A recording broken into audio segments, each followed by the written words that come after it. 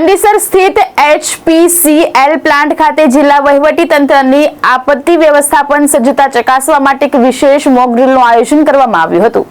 ગ્રામ્ય મામલતદાર શ્રી શૈલેષ પ્રજાપતિની ઉપસ્થિતિમાં યોજાયેલી આ કવાયતનો મુખ્ય ઉદ્દેશ કોઈપણ આકસ્મિક દુર્ઘટના સમયે તંત્ર કેટલું સજ્જ છે તેનું મૂલ્યાંકન કરવાનો અને પ્રતિભાવ સમયમાં જરૂરી સુધારા વધારા સૂચવવાનો હતો। આ મોક ડ્રીલમાં ફાયર બ્રિગેડ, આરોગ્ય વિભાગ, પોલીસ તંત્ર અને વહીવટી તંત્રના ઉચ્ચ અધિકારીઓ તથા કર્મચારીઓ જોડાયા હતા।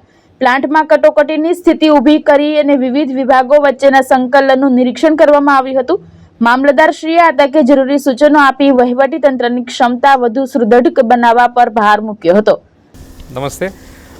આજરોજ ચંડીસર તાલુકો પાલનપુર મુકામે હિન્દુસ્તાન પેટ્રોલિયમ કોર્પોરેશન લિમિટેડના એકમ ખાતે ડિસ્ટ્રિક્ટ ક્રાઇસિસ મેનેજમેન્ટ ગ્રુપ અને HPCLના ઉપક્રમે એક લેવલ 3 મોક ડ્રીલ યોજાઈ ગઈ। હાલની પરિસ્થિતિમાં અને HPCLના જે સેફ્ટી મેજર્સ છે એને ચેક કરવા માટે તેમજ ડિસ્ટ્રિક્ટ એડમિનિસ્ટ્રેશન સાથે સાથે HPCLના પોતાના એકમના જે પણ એ લોકોની વ્યવસ્થા છે એને ચેક કરવા માટેની વ્યવસ્થાના ભાગરૂપે આ મોક ડ્રીલ યોજવામાં આવેલી છે। આ મોક ડ્રીલની જે સમગ્ર પ્રક્રિયા છે તેમાં જિલ્લા વહીવટીતંત્ર તરફથી તમામ ડિપાર્ટમેન્ટ જેવા કે પોલીસ તંત્ર છે, હોમગાર્ડ ડિપાર્ટમેન્ટ છે, સાથે સાથે આરોગ્ય ડિપાર્ટમેન્ટ છે, સાથે સાથે ઇન્ડસ્ટ્રીયલ સેફ્ટીના અધિકારીશ્રી, આ ઉપરાંત અન્ય સ્ટેક હોલ્ડર કે જેઓ કોઈપણ પ્રકારની તાકીદની પરિસ્થિતિમાં અને આકસ્મિક પરિસ્થિતિમાં જેમના થકી બચાવના અને રાહતના તમામ પગલાઓ સત્વરે અને સરળતાથી લઈ શકાય તેવી વ્યવસ્થા થઈ શકે એવા તમામ ડિપાર્ટમેન્ટે આ મોક ડ્રીલમાં ભાગ લીધો છે। અને એકંદરે આ મોક ડ્રીલમાં તમામ પ્રકારના ઉચ્ચતમ એચિવમેન્ટ લેવામાં આવેલા છે।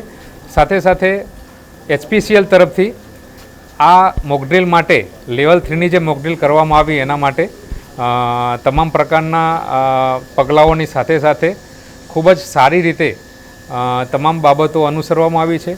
બચાવની કામગીરી સાથે સાથે તાકીદની સ્થિતિમાં આગ હોલવવા માટેની કામગીરી સાથે સાથે તમામ પ્રકારના જે ઉપકરણો છે એનો સક્ષમ ઉપયોગ થઈ શકે તે માટેની પણ ચકાસણી કરી લેવામાં આવી છે। સાથે સાથે અકસ્માતના સંજોગોમાં ઈજાગ્રસ્ત વ્યક્તિઓને તાત્કાલિક સારવાર મળી રહે તે માટે તેમને સરળતાથી અને સફળતાપૂર્વક હોસ્પિટલ સુધી પહોંચાડવા માટેની જે પ્રક્રિયા છે એનું પણ અહીંયા ખૂબ જ સારી રીતે પ્રયોગ કરવામાં આવ્યો અને તે પણ ખૂબ જ સફળ રહ્યો છે।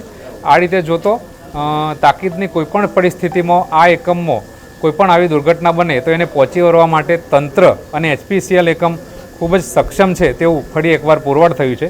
અને આવી મોક ડ્રીલ આગામી સમયમાં પણ રેગ્યુલર ધોરણે યોજવામાં આવશે તેવી HPCLના અધિકારીશ્રીએ ખાતરી આપી છે। અને આ પ્રકારની મોક ડ્રીલના કારણે અકસ્માતો નિવારી શકાય છે તે બાબત પણ અહીંયા આ મોક ડ્રીલના કારણે ફરી એકવાર પુરવાર થઈ છે। Thank you. જીતુ સોલંકી, દ્રષ્ટિકોણ ન્યૂઝ, બનાસકાંઠા।